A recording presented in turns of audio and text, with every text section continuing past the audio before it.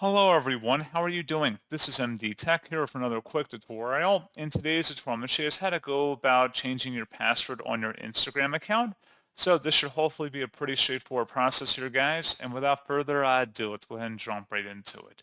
So all you have to do is sign into your Instagram account and select your profile icon in the bottom right corner. And then once you're on your profile page, select the hamburger icon in the top right corner and you want to go down and select the Accounts Center item on this page. Now, underneath Account Settings, you want to select where it says Password and Security. And then at this point, you would select where it says Change Password. You have to enter in your old password, then you can type in the new one, and that's pretty much all you would have to do. So, pretty straightforward process on that, guys. And as always, thank you for watching. I do hope that I was able to help you out, and I do look forward to catching you all in the next tutorial. Goodbye.